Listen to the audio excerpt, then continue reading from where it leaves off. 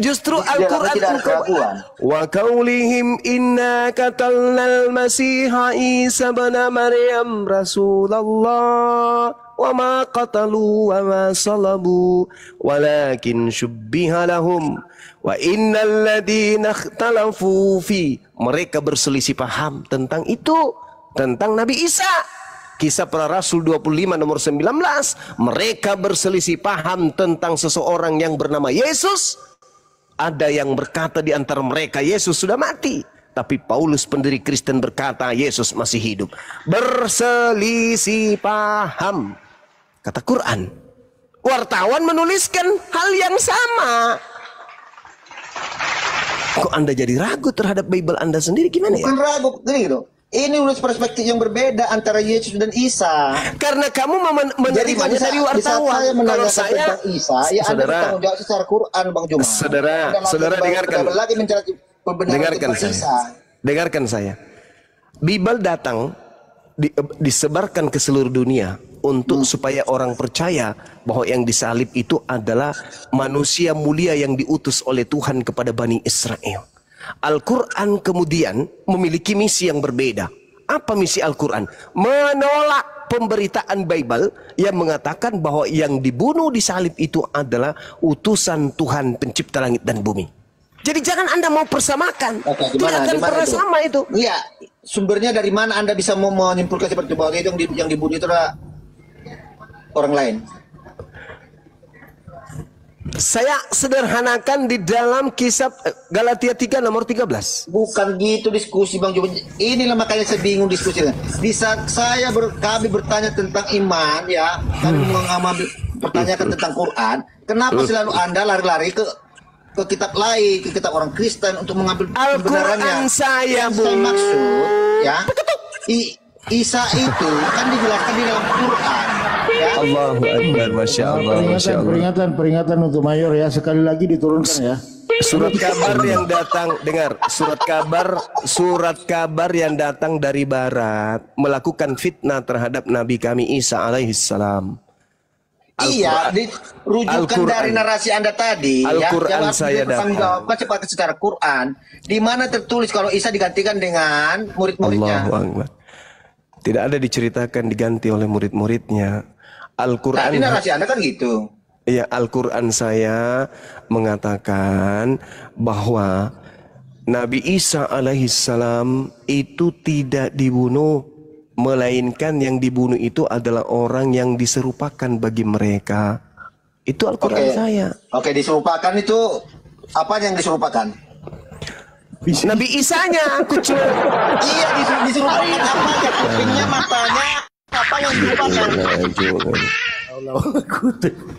Nabi Isa diajarkan oleh orang-orang kafir.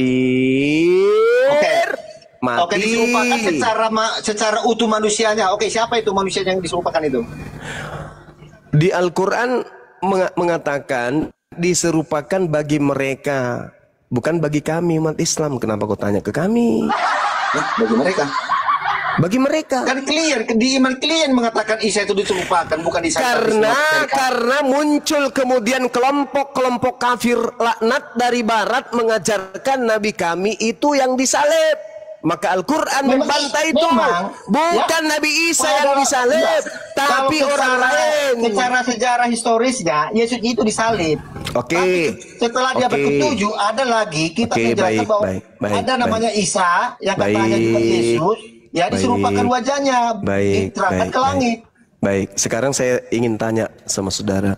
Yesus itu manusia suci nggak? Kenapa lari ke sana? Jelaskan dulu Isa ini siapa? Yesus itu manusia suci nggak? Enggak, dengar gue. Isa ini siapa? Yesus itu manusia suci nggak? Kutanya dulu samamu. Yesus itu manusia suci nggak? Belum ya. Lucu ente. Tidak bisa gitu Bang Juma. Tidak bisa juga. Tidak bisa juga. Tolong di mute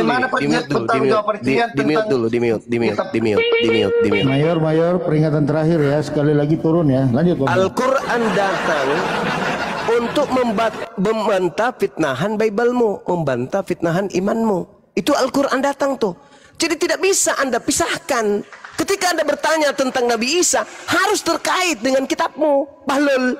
Astagfirullahaladzim. Keluar kan? Oke. Dibantah secara apa? Penyampaian Al-Quran mengatakan bahwa yang dibunuh itu bukan Nabi Isa. Oke. Bagaimana Quran membantah secara fakta sejarah? Sekarang sejarahnya mari kita kupas di Bibelmu. Boleh nggak? Oke. Ya, Oke. di dalam sejarah ya diakui bahwa sejarah itu diakui bahwa tidak ada sejarah-sejarahan di sini. Saya nggak bahas sejarah. Di mana yang saya bahas tentang, saudara, yang kita bahas ini tentang tuduhan orang Kristen bahwasanya Yesus itu disalib. Makanya muncul pertanyaan saya, apakah Yesus itu manusia suci? Anda tinggal jawab. Ya, manusia suci. Apakah yang mati di atas salib itu orang suci? Atau dulu, saya mau paham dulu siapa Isa ini loh. Untuk membuktikan kepada Anda. Untuk membuktikan kepada Anda. Bagaimana bisa dirujuk dengan data fakta sejarah? Saya nyerah. Silakan dilanjut. Ampun, saya berdiskusi dengan orang yang punya otak. Silakan. Ya, ini peringatan terakhir ya untuk narasumber Kristen. Sekali lagi membantah diturunkan ya. Ini untuk narasumber Kristen. Ini kok jadi Superboy kedua ini si Palopo.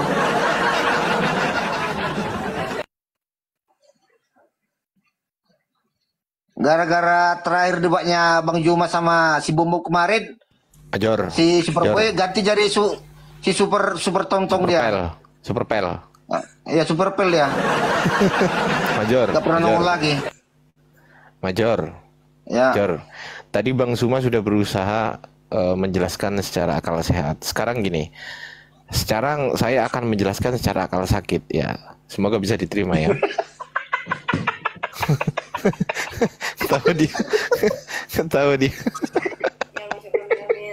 Nah, pelanggaran untuk narasumber Kristen jangan ketawa ya, ini edukasi ya. Lanjut Bang Ardi. Jangan kebanyakan pelanggarannya lah, gimana nih Superpel ini.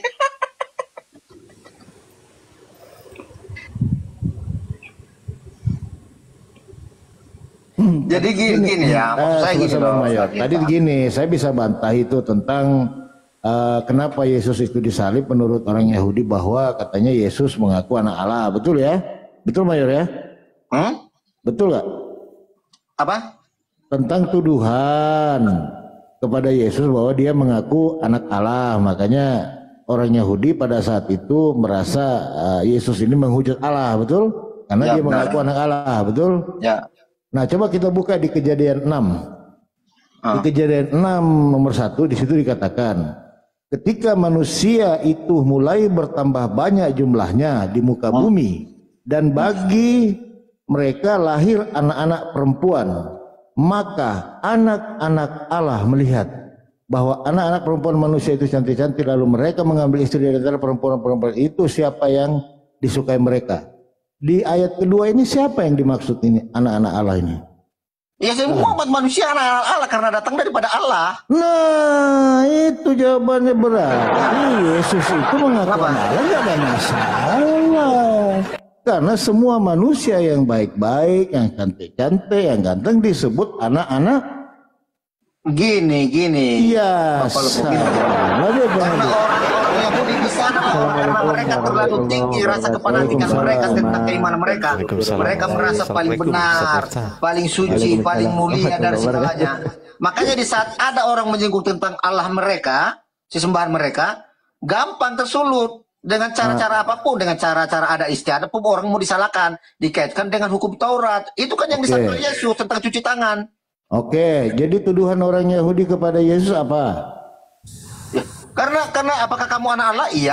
Seperti yang aku katakan kan dikatakan. Apa masalahnya? Waalaikumsalam. Karena Yesus mengaku anak Allah. Hah? Sabar, karena mengaku anak Allah, betul? Ya iya. Nah, kenapa di Kejadian 6 ini?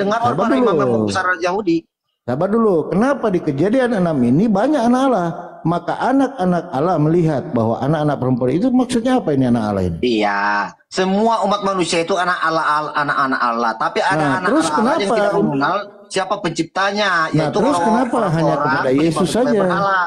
Kenapa hanya kepada Yesus saja yang ditulis tidak boleh menghujat Allah kalau dia mengatakan dia anak Allah? Ya, disitulah sensitifnya orang-orang Yahudi dengan kata-kata Allah. Nggak bisa.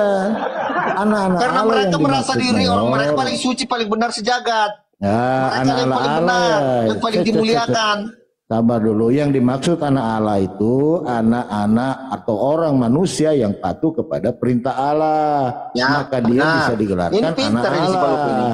Nah, terus kenapa kau bilang Yesus mengaku anak Allah, lalu orang Yahudi mengatakan dia menghujat Allah?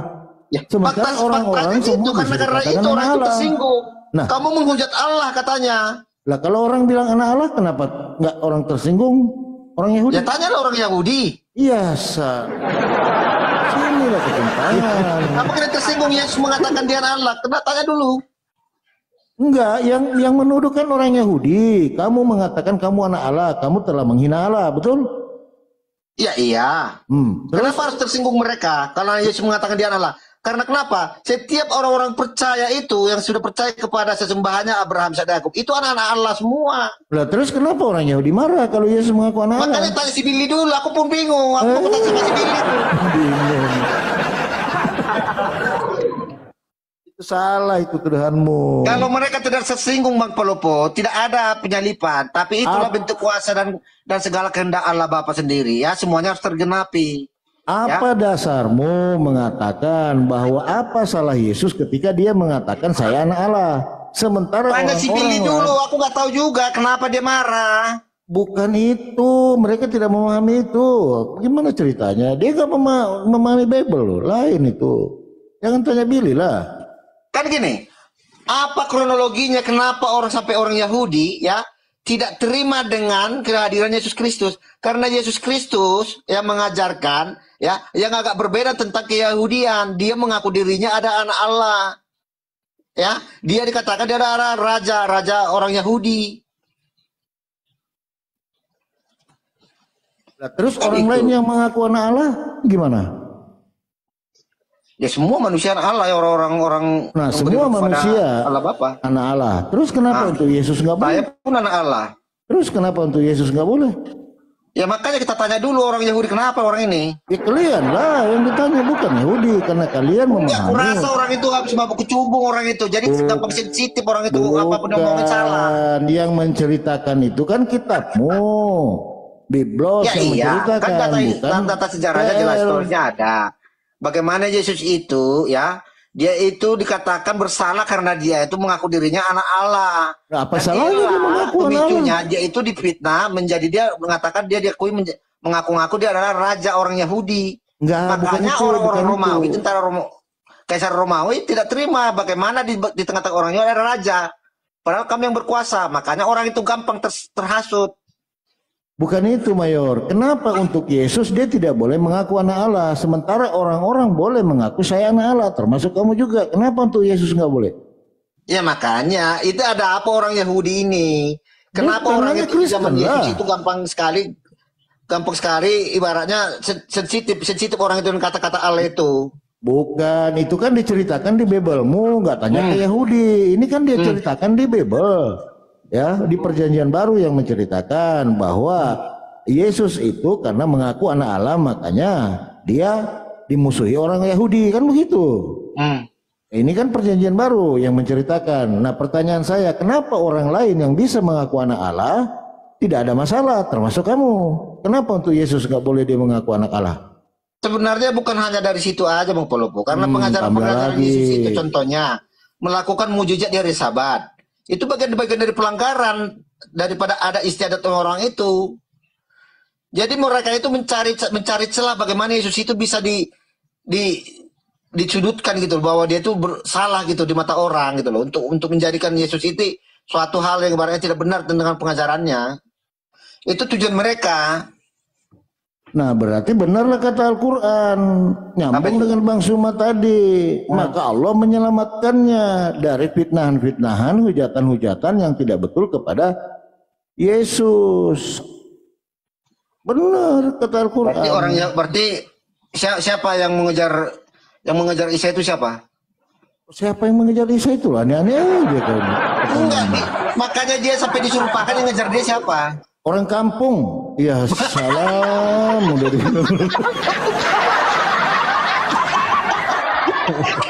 Masya Allah, Mayor. Lanjut.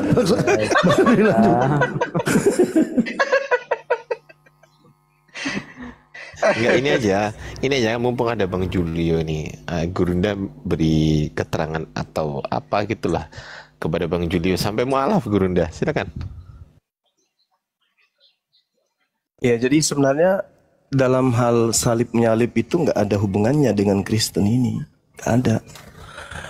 Hanya saja karena Allah sudah menghukum orang-orang Yahudi Bani Israel karena ucapan mereka, kemudian maka Allah memberikan azab kepada mereka. Azab yang pedih dan azab yang sangat keras di muka bumi ini. Apa itu? Berkat mereka kemudian separuh dari penduduk bumi mempertuhankan sosok pengganti Nabi Isa alaihissalam yang mati terkutuk di atas salib. Nah ini, siapa mereka ini? Korban dari penyesatan Kristus palsu yang datang. Nabi Isa alaihissalam diceritakan dalam Al-Quran, wa makaru wa makarallah wallahu khairul makirin. Allah membalas tipu daya mereka ini, dan tipuan kemudian yang mereka lakukan itu kembali kepada mereka. Seibarat orang yang melakukan kemaksiatan, melakukan pelanggaran hukum, hukum yang dilanggar oleh pelakunya akan kembali menghukum orang-orang tersebut.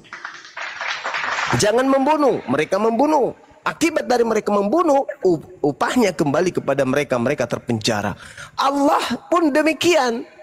Wa makaru wa makarallah wallahu khairul makirin. Orang-orang ini membuat makar, ingin tipu daya kemudian. Jadi ada kondisi sulit bagi orang Kristen ketika mengatakan, kenapa Yesus mengatakan dirinya anak Tuhan lantas kemudian disebut dia melanggar, mau dibunuh sementara yang lain enggak? Itu jawabannya, mereka sedang membuat makar. Mereka membuat makar. Matius 26, coba Anda baca tuh, nomor 4, nomor 59. Mereka membuat tipu muslihat. Mereka membuat kesaksian-kesaksian palsu demi untuk membunuh utusan Tuhan. Maka apa kata Yesus di dalam Matius 15? Para pembunuh nabi-nabi Tuhan, utusan-utusan Tuhan itu adalah keturunan ular beludak. Dan mereka tidak akan pernah lepas dari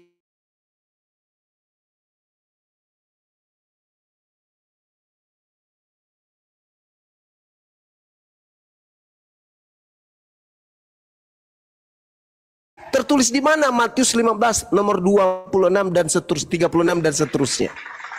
Itu kata Yesus tuh.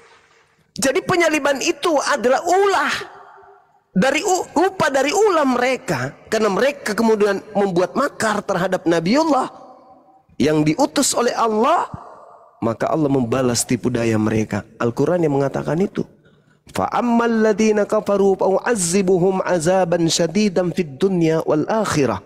Apa pembuktian daripada Al-Quran bahwa mereka dihukum oleh Allah dengan azab yang pedih?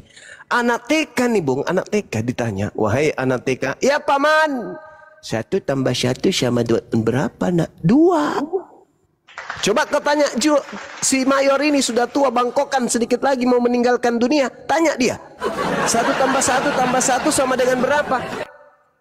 Bisa nggak dia jawab? Ya 1 lah.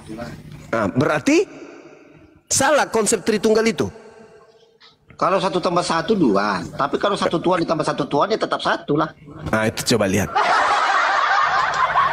Anak TK ditanya, 1 pisang ditambah 1 pisang berapa pisang? 2 pisang Pak Guru. Mayor ditanya, 1 Tuhan ditambah 1 Tuhan, Tuhan yang 1 ditambah Tuhan yang 1 berapa Tuhan? 1. Kan sama-sama Tuhan. Nah itu dia makanya. Tadi sama-sama pisang. Tadi anak TK, pisang yang 1 dengan pisang yang 1 ditambah ada berapa pisang nak? 2. Pintar dia. Kenapa orang Kristen itu tidak pintar dalam hal ini? Karena Allah mengatakan fa'ambal ladzina kafaru fa'azibuhum azaban syadidan fid dunya wal akhirah. Silakan angkat bicara yang barusan. Mari, kasih meja paling tinggi. Saudara Jundio, silakan turun bawah, silakan naik. Silakan mari kita diskusi. Anda jelaskan kepada saya, yang lahir di kota Daud itu Tuhan atau utusan Tuhan? Silakan. Kok kamu datang-datang langsung bertanya? Nah, karena Anda mengatai saya tadi barusan. Anda memaki saya. Terlalu banyak penghujatan. Anda bukan Anda barusan Kristen kok Anda selalu ngobrol tentang Bible. Lah karena Al-Quran saya menjelaskan Bible itu adalah karangan. Ayat-ayat dalam pemikiran Anda sendiri. Ya karena penulisnya juga cuma menafsirkan, bukan wahyu dari Tuhan. Bukan wahyu gimana? Emang Quran siapa yang nulis? Jangan lari ke Al-Quran dulu. Ke Bible Anda dulu. Kenapa Anda boleh lari ke Quran? Oh, karena Al-Quran itu Anda tidak akan paham. Karena Bible lebih dulu datang. Ternyata kelihatan pintar di banyak hadapan orang bodoh. Oke, baik. Sekarang coba Anda terangkan kepada saya yang lahir di kota. Coba saya tanya ke kamu, kamu jawab dulu. Memang Quran siapa yang nulis? Sahabat Rasulullah. Kok kamu nanya terus? Sahabat Rasulullah husu Al-Quran bin Arba'ah. Nah, sahabat Rasulullah siapa? Manusia apa setan? Said manusia. Apa beda sama Bible? Bible itu tidak ada validasi dari Yesus. Validasi gimana? Apakah Anda akan membatalkan secara logika? Jangan bahasa dunia tahu Yesus itu ada. Kasihan kalau Anda hanya membawa data-data seperti itu. Kasihan, pakai logika. Yesusnya yang harus berbicara. Agama ini semuanya nggak ada logikanya, bro. Nggak bisa dicerna oleh logika, oleh itu nalar. Itu agama Anda karena memang tidak masuk akal. Sekarang saya tanya, belah bulan logika nggak? Belah bulan logika. Kalau yang melakukan itu pencipta langit dan bumi pasti bisa. Muhammad pencipta langit dan bumi. Melalui utusannya pasti bisa. Pasti bisa gimana? Sekarang saya tanya, secara logika, kamu tahu arti logika nggak? Secara logika, nalar kamu, pemikiran manusia yang terbatas. Ngerti, paham, saya paham. Jangan berbicara, masa kamu mau membantah keilahian yang tidak terbatas? Apa yang ilahi di Yesus? Hukumnya. Apa yang ilahi di Yesus? Tunjukkan satu aja. Cukup saya yang tahu. Saya mau jelaskan satu ke kamu aja. Kamu enggak akan pernah memahami karena kamu udah terlanjur benci. Enggak. Anda mencari kesalahan Bible, bukan mencari kebenarannya. Itu susah. Tinggal Anda sebutkan satu sisi keilahian Yesus. Kalau ada, saya berhenti untuk membahas Kristen. Silakan tunjukkan ke saya. Banyak. Ngapain saya tunjukkan ke kamu bukan Kristen? Nggak bisa kamu tunjukkan karena memang nggak ada. Bukan nggak bisa, Suma. Saya mau tunjukkan saja. Kamu nggak bisa menerima pasti ada bantahan karena kamu mencari kesalahan Bible. Terima bukan tidak terima yang penting Bible. kau sebut sisi keilahian yang ada nggak? Contoh satu. Dia di dalam aku di dalam dia. Apa itu? Onde-onde maksudnya? Onde-onde. Kelapa merah di dalam. Kamu aja kan nggak ngerti. Dibungkus sama tepung gitu. Kamu di dalam aku di dalam aku. Karena apa? Kamu mencari kesalahan Bible, Suma. Yang saya minta sisi keilahian, Cak Kangkung. Sisi keilahian udah saya jawab. Contoh dia bisa menyamakan dirinya dengan Allah. Apa sisi keilahiannya apa? Nah, tadi kan saya udah bilang dia menyamakan dirinya dengan Allah. Di mana? Ketika dia berkata seperti itu, dia sebagai manusia atau sebagai kucing? Sebagai manusia. Sebagai manusia. Yang saya minta sebagai keilahiannya mana? Ayo. Keilahiannya mana? Silakan. Saya mau nanya.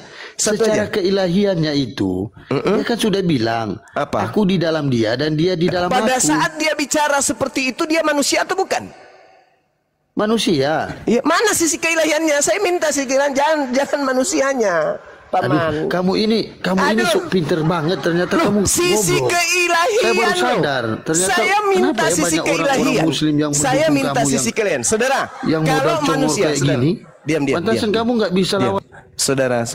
Kalau ada manusia berkata, akulah Tuhan, tidak ada Tuhan selain aku. Dia Tuhan nggak? Kalau manusia, kalau Tuhan jadi manusia wajar, tapi kalau manusia jadi Tuhan itu nggak wajar, bro. Saya ulang lagi. Kalau ada manusia, sabar, jangan emosi. Jangan kamu terus yang bertanya, saya lagi yang bertanya. Kalau ada manusia berkata akulah Tuhan, tidak ada Tuhan selain aku, apakah dia Tuhan? Bertanya. Kalau ada manusia berkata akulah Tuhan, saya juga bertanya, bro. Saya kan bertanya tentang sisi keilahian Yesus.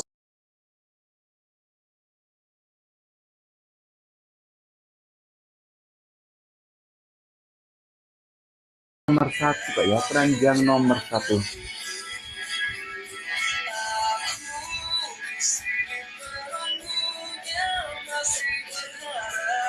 Kak, aku ganti lagu bentar ya. Lagunya terlalu ini kurang tenang.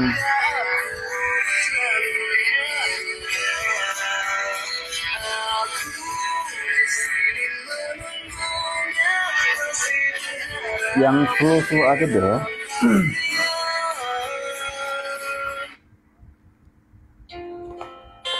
Nah, yang gini aja. Sambil temenin malam hari kalian yang belum tidur nih. Ada warna apa nih? Warna pink. Ada warna biru juga, ada warna hitam, ada warna grey. Coba deh katakan ke aku, suka warna apa Kak kira-kira Kak? Total nih Kak ada 13 warna loh. Total ada 13 warna. Jadi betul semua gak usah bingung. Karena memang begitu banyak warna pilihan. Komen deh. Mau setil mau warna apa? Yes, yang sudah order makasih banyak ya. Yang sudah thank you, terima kasih. Ini warna pink. Gak suka warna pink, aku setil warna apa? Warna krem suka gak kalian? Ini warna krem. Warna krem kerja nomor 1 juga ya. Warna krem. Dari belakang lihat. Perpaduan kombinasi putih dan krem. Ambil keranjang nomor 1. Artikelnya Minji Kak. Untuk pemakaian sesi normal. Malam ini tersedia dari 36 sampai 41 dan size-nya normal. Artinya bisa misalkan Kak Maya nih, Kak Maya aja pakai 38 ya 38. Atau buat siapa aja yang bisa pakai 40. Buat Oma Makmur, apa kabar Oma? Ada warna krem, warna netral nih. Udah dari karet, jadi nggak licin, aman. Buat olahraga, buat jalan-jalan, atau buat kerja, silakan ya. Keranjang nomor 1 keren ini Kak ya.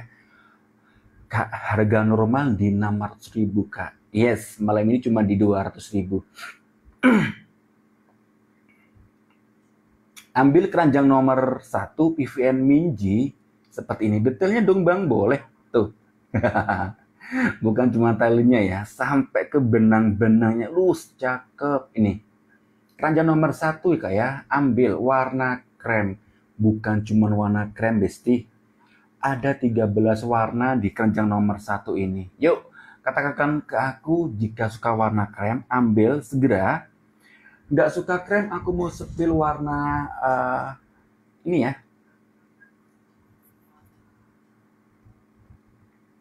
Ini warna apa sih namanya nih? Warna salem, ya ampun. Warna salem, keranjang nomor 1 juga nih warna salem. Yes. Yang suka warna salem cepetan buruan. Salemnya satu warna ya. Malam ini dari 36 sampai 40, berapa nih? 41 ya. Dan untuk pemakaian size-nya normal. Artinya nih, jika kakakku pakai ukuran 36, ambil 36. Yang biasa 40, ambil 40. Yuk, cek keranjang nomor 1 dari Minji, ambil segera. Next, yuk.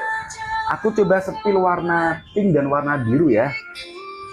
Aku coba sepil warna pink dan warna biru. Nah, seperti ini. Wow, mewah. Mewah cakep. Ada di keranjang nomor 1 Kak dari PVN Minji. Waduh, yang suka warna pink ambil dong warna pinknya. Atau yang suka warna biru silakan juga boleh. Kombinasinya detail Bang nih. Kombinasi dari biru dan putih. Itu warna birunya. Aduh maaf. Dan yang pink seperti ini. Thank you Kak, untuk order malam hari ini dikirim nanti jam 1 ya. Kita kirim dari Tangerang Kak. Kita kirim dari Tangerang. Ayo buruan yuk. Kita kirim dari Tangerang 24 jam buka Kak. Nggak ada tutup-tutupnya nih. Biar cepet sampai. Dan COD bisa loh Kak. COD bisa banget ya. Ambil yang suka warna pink atau warna biru atau warna grey pinknya. Yes, yuk. Katakan ke aku mau kemana kita. Katakan ke aku kita mau jalan-jalan ke etalase mana. Karena emang untuk malam hari ada 28 etalase Kak. Yang warna grey pink suka. Yang warna grey pink suka enggak? Coba komen warna gradingnya. Atau kita ke etalase nomor 2 ya. Kita jalan-jalan ke etalase nomor 2. Nomor 5 ya, kita ke etalase nomor 5 dulu. Kita ke etalase nomor 5 dari Chan Yongji. Nah, ini keren nih. Yang pertama aku mau sepil warnanya warna kaki. Wow. Look, aduh, Kak ini mewah, Kak. Serius, ini mewah. Buat olahraga masih bisa nih. Buat zumba, buat jalan-jalan, jogging masih bisa ya. Keranjang nomor 5. Pemakaian size normal. Coba Kak, klik keranjang nomor 5 yang udah aku sematin. Ada 3 warna. Untuk artikel Yongji ini 3 warna. Ada putih, warna kaki, dan warna pink. Suka yang mana? Suka yang warna pink boleh.